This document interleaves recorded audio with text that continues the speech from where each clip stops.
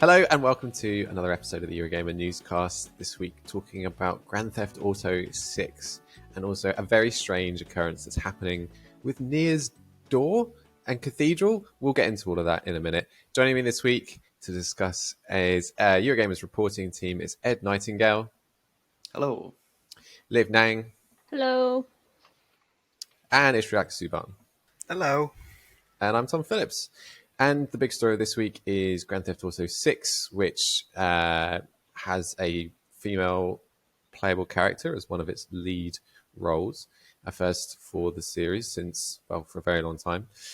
And more importantly, all of this has come to light in a really good report from Bloomberg talking about how Rockstar's internal development processes have changed since all of the issues that came to light around the launch of Red Dead Redemption 2 several years ago now.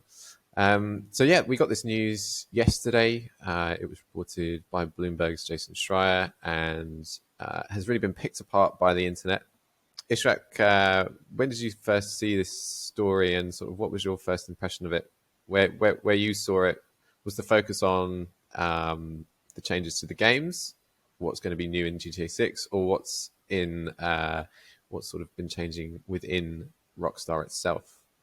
Yeah, it's interesting. I think I first saw it on Twitter, as you would, from largely GTA-focused accounts and publications, and they largely ignored the core of Jason's story, which is the internal reforms at Rockstar. And it was I think the first thing I saw was like an infographic of the list of like new things from new GTA6 features, female protagonist, which kind of missed the point. And then I was wondering like, oh well, where did this story come from?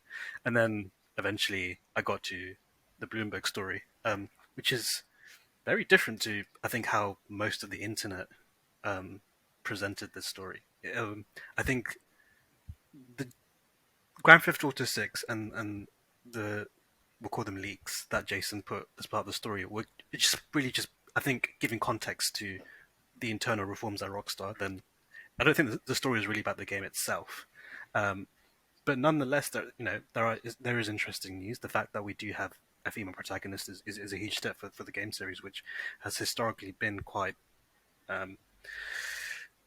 male dominated. Male dominated, yeah, exactly. Developed for the male gaze, I would say, is fairly fair. For sure. And yeah, there's been a lot of mixed reception, I think, from GTA's core audience, which I think you were kind of expecting. But I think it's a good step, and I think that Rockstar has a history of making quality games. I'm thinking of Red Dead Redemption 2, where you had one of the key characters was Sadie Adler, and she was a fantastic character. I think Rockstar makes really well developed characters, and I think it doesn't matter if it's male, female, or anything. I think it's going to be a fantastic game. I think people just need to give it a chance. Yeah, and you say GTA's core audience. I mean, with GTA's audience, it's the most profitable game of all time. If you're talking about GTA 5, it's one of the best-selling game series ever. It sells in the hundreds of millions of copies. GTA 5 launched on like 3 different console generations now. We're talking about a minority that posts angrily on the internet who don't like some of the suggestions that GTA 6 is going to be, I don't even want to say more progressive. I just want to say a bit more current, up to date. A video game that is being developed for release in the 2020s. Yeah, I do think it's just a loud minority who, I don't know. I think part of it is just you expect from the video game community that they don't like change, and any sort of change is seen as a threat to a game formula that they really love. And I do understand that to that extent, but I think they just need to be. It is the 2020s, and you can't make the same sort of GTA that Rockstar's been making for the past few decades.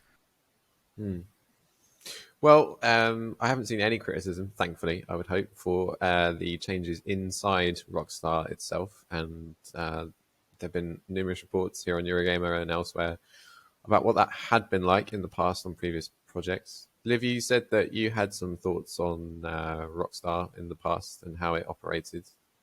Yeah, I mean, certainly surrounding like Red Dead Redemption 2, it was sort of just shocking and kind of horrible to read about the crunch and the hours that developers were having to go through, and the internal culture, which was frat boy like at Rockstar.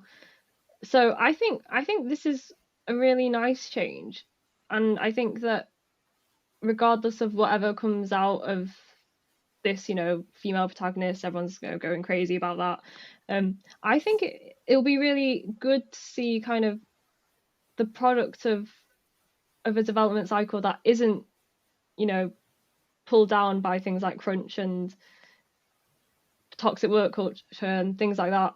So and I think it will put a lot of pressure on other studios as well. Like you've got a lot of allegations about discrimination at Sony. There's been crunch, other basically all of the big studios, and I think that when this comes out, and I mean, I hope it'll get a good reception, because it's sort of refreshing to see this coming into a GTA game, which kind of historically hasn't been as diverse as this that we're being told about. So yeah, I've lost my train of thought now, but but No, I think you're right. I think you're absolutely right. It's interesting, and not only is it interesting for GTA, but you make a good point about if this is the case for Rockstar, literally one of the best known video game developers in the world. It is a good thing that this is being talked about, and it is a good thing, hopefully, that other developers may look at that and say, well, if they're doing it, then, and GTA is, as you say, a game that definitely had a sort of a way of treating everything very nihilistic. Certainly didn't take any prisoners when it was coming to the way it viewed the world. Was a very successful parody in a lot of ways, but also, had a lot of criticism for how it handled its representations of minority groups and the level of violence towards women, and yeah, it's. I think that if a game franchise as big as GTA and as successful as GTA is sort of saying and looking in the mirror and thinking maybe we can't do that again in the 2020s, then anyone can. Of course, I would also say Rockstar has the ability to do this because it continues to rake in hundreds of millions of dollars from GTA Online. It can take the time to do this. Like as much as we are all praising it for sort of doing what some have said is really nothing more than the bare minimum, they are also able to do this because GTA Online continues to fund the company. Red Dead Online certainly isn't. But that's another story. Too soon. I did. Yeah. I did find one interesting thing from that Bloomberg piece, which was that the change in the workplace culture and less emphasis on crunch means that instead of making an ever increasingly big, massive map, and it's already going to be a big map, but that they're focusing more on having interior spaces where you can interact, I think is a positive step in game design. I think over the past two decades, I think we've just seen developers. I'm looking at Ubisoft, where you've made really massive worlds which don't have too much substance. And I think a change on maybe scaling it down a bit, but also having a bit more depth into the small areas that you have is a positive step. And of course, Rockstar has, according to this piece, will continue to update the game, and I'm sure they will. So I think it's better to have a slow pace of improving the game than having to get everything out on release. Yeah, that's another thing, isn't it? It's not just them sort of changing some of the tone of the game, but also the way that it's going to be released. And that also is inarguably very much more, it seems like, geared to how games come out in the 2020s. Fortnite is obviously the most obvious one. Warzone's trying to copy that. The next Assassin's Creed major one is going to be the live service Infinity that's going to be built upon year after year, and we can see GTA going the same way. It was interesting because the bulk of that report, as we were saying, is about Rockstar's studios, but people have pulled out the female protagonist. People also pulled out Miami. Bloomberg 12 months ago reported Miami. They called it Vice City, but that's interchangeable in the series. And they also reported back then about how this game was going to be built in a way that was better for developers, had less that needed to be crammed in at launch, and was going to be built on over time. All of that stuff's out there already. it was interesting to see people have quite short memories when it comes to that. Although you could also say this game has already been in development for like 8 years, and a year ago already seems like a very long time. Surprising it hasn't all leaked already. Yeah, well, Rockstar's NDAs are a scary thing. I am led to understand.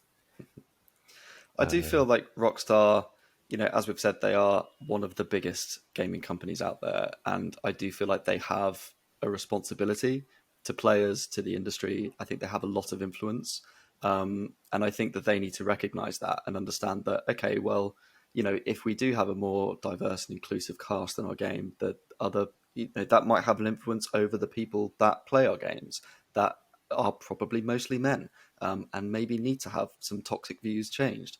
But also, if we change the way that our company works and the way that we work, other companies will also follow that. I think they need to recognize that influence that they have. And with them making these positive moves, I think that could have a knock-on effect. As Liv mentioned, allegations at Sony, there's the whole Activision Blizzard thing. I feel like this all ties together into a real sort of wave of change that is coming over the industry at the moment. Yep, Ubisoft as well, another good example, and Riot, of course. Yeah. It's there was a line in the Bloomberg report, I think, which speaks exactly to what you're saying, Ed, which is that this is a industry-wide thing, and it was how Rockstar was originally founded as like basically a boys' club, and they have now finally had to realize that actually, like, they are this enormous multi-billion company and should start acting like one rather than just a bunch of boys in a room. And I think too many video game developers have existed for too long with that worldview, and it is beyond time that has finally started to change. Absolutely. And it needs public reports like this and people coming forward and sharing experiences for that light to be shown. Otherwise, if it makes money and it sells and they can just carry on doing it, getting people in the office for 100 hours a week, let's just carry on doing that. That's what we know. Anyway, I'm very excited for GTA 6 whenever it does come out. It sounds like it's not going to be out for a while. Is that right, Israel? I think it was mid 2024 is the speculated sort of release schedule. So we've still got a while yet. As a GTA fan, is this all exciting, like a Bonnie and Clyde style, male-female lead characters? Does this sound good? I think it's a refreshing change. I've always enjoyed Rockstar's story and narrative, and I think what I like about Rockstar games is I think no two are the same. I mean, yeah, you could look up two GTA games and it's got the same basic formula, but the different protagonists, the storylines, they are all different, and I think that's what makes Rockstar games great. So I'm excited. I'm really excited for it. I'm very much looking forward to it. It just needs to come out now. Liv, are you going to play GTA 6? Do you think? Yeah, I think I will. I haven't really played any of the other games. This is I'm gonna go down in like fires of gamer rage now against like I'm gonna get so many just gamer boys coming on my doorstep like, what is wrong with you? No, I played some of 5, and I did like it, but I don't know, it kind of, there was other things I like wanted to play, but I did enjoy like the I think I had about like 10 hours or something on it. But I think I will, because it's certainly different to what GTA's been in the past, and I'm very intrigued by that. And I also want to see what the product of something of the product of like a studio, that is putting in these positive changes in the development cycle. And I really want to see what the end product of that can be, because I think it could be something really, really amazing. Right. Well, we've still got a long time to wait, but hopefully we'll get more details before that. And maybe Rockstar will come out with some stuff of its own now, if it wants to sort of set the, if it wants to get the message back on the stuff that it's saying. It acknowledged earlier this year that basically the bulk of its teams were now on GTA 6, but nothing yet really official on it at all. The other big story this week, change in tech, is also something that we're looking forward to hearing a bit more about, basically because none of us are quite sure exactly what is going on. Ed, I'm going to leave it to you to try and explain this whole scenario, which started earlier this week and has a certain fandom extremely excited. What's been happening? Yeah. I mean, you say none of us know. I don't think anybody knows. And that's the big mystery of this, is that Or do no they? one on the internet really, or do they? I mean, Are they just that's playing it. innocent Yoko Taro? That's it. That's it. So you say it started earlier this week. It actually started about a month ago with a Reddit post from someone called Subfutago. And they posted some screenshots from Near Automata of a church room. Now, this church room does not exist in the game. People have played the game. It's been out for 5 years. Nobody knows where this church suddenly came from. And they posted it saying, look, I discovered this church in the game, but my friend can't find it. So, like, does anyone else know where this has come from? And people were replying saying, well, show us some videos. You know, it's a screenshot. This could be faked. And then earlier this week, they released some videos of them basically going up to a wall. I won't say where it is or who it is because that's sort of spoiler territory if anyone hasn't played it. But they go up to a wall and there is a door there that no one has seen before. And the door takes you then into a room, down a ladder, through a twisted corridor, and then supposedly to this church. Now, this video ended at the twisted corridor, but they said this is the run up to the church. And people are like, well, hang on, where has this door come from? Like, we've never seen that before. And so it got the sort of data mining modding community really sort of fired up because they're wondering, well, where's this come from? And the thing is that the game has, I believe, been modded, but not to this extent. It's not been modded to the extent of adding in assets, adding in, levels, essentially, like changing the level design. What then happened was it's gone across the internet. The memes are everywhere. Yoko Taro has even shared it, basically saying that his insight is that he has no insight because he points to his Twitter profile that says, I can't answer questions on games. So he's refusing to answer it. The producers have also commented saying, oh, this sounds like something that Yoko Taro could do. So whether they know or whether they're just sitting back enjoying it, who knows? They are just fueling the flames and letting things go on. What's then happened today, overnight, is that more videos have come up from the same poster. They are now in the church area, but playing as a different character in the game. And there are assets in this church room that appear to be from Nier Replicant, which was the first game that came out that was then remastered and came out last year. It has assets from it. There's a bird bath that you can talk to. That in this video, the dialogue is all in Japanese. All the posts on Reddit have been in English so far. The post literally says it's in a strange language. Could it be Korean? No, it's Japanese. That's been translated by people online who believe that it is referencing Replicant. There's a treasure chest in the corner that can be hacked that also has a report referencing Replicant. So it feels like a lot of this stuff is very much referencing Nier Replicant. But that also means that this can't be a mod because those assets don't exist in Nier Automata. And you can't add them in on PC or PS4. So where have they come from? And that's the big mystery here. No one knows where this has come from. No one really knows who Sad Futago really is. Their English hasn't been great on Reddit. Whether that's just a cover-up, we don't know. It's just this huge, huge mystery. I think the latest sort of belief, really, is that this could potentially just be a big marketing ploy. Nier Automata is coming out in October on Switch. So could this just be to reignite interest in the game before that? The fact that it's got Nier Replicant stuff in it, maybe they could also be hinting that Nier Replicant is also going to follow because the remaster was last year but not on Switch. Could that be coming? That's massively me speculating. Who knows? We don't know where this has come from or why, or who is even posting it. And it's just this huge mystery that has set the internet ablaze. Hopefully that clears it up for you. Firstly, are you okay? Are you getting sleep? You've written it. This is the third day in the row that we've covered it on Eurogamer now, and the rabbit hole just keeps getting deeper and deeper every day.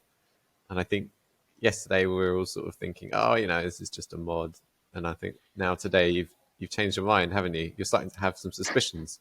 Yeah, I mean, it just felt like a bit of a hoax beforehand, but now that people have sort of analysed it and realised that it's the stuff from Near Replicant, the fact that that isn't in the game, it's like either someone has managed to mod this that no one else has achieved, or it has to be someone high up has done something, and this is some sneaky marketing thing. And a marketing thing for presumably a new release of Replicant down the line, or something to maybe even a new game. Maybe. Who knows? Okay. Ishrak, what do you think? Is this a sneaky marketing ploy? Is this very clever? Or is this just some modder who doesn't know what he's doing? Honestly, I just think it's so entertaining to see the entire community becoming Charlie from It's Always Sunny in Philadelphia, just putting the dots together like, what's going on? I'm having Ed lay it out all like that, I'm starting to be convinced that it is a big marketing ploy. He's beginning to believe. You're getting me wrapped in. Yeah, it does seem a little bit too good to be true, to just be some random fan just spotted something and then modded it in or something. Like, nah, there's something more to it. I do think that, yeah, I think we're going to see an announcement sometime soon, and then Ed will be vindicated. I hope. Liv, what do you think? What's behind all of this? Yesterday, I was on kind of the mod, like this is just a mod. Someone's just modded this to fake some sort of secret area. But with the introduction of the replicant stuff and the fact that you can't currently mod stuff in, that's kind of got me switching base a little bit. But I'm also the same as Ishrak. I'm just loving like watching the subreddit go down, because people are like, maybe the church isn't real. Maybe the true moral is that we've all become gods and we can all make our own content and the church isn't real. So I think it's just hilarious watching kind of people just melt down over what this is, because no one can figure it out. By people, do you mean Ed? Well, yes, also Ed. Sorry, Ed. I'm just a journalist doing my job. That's what you tell yourself.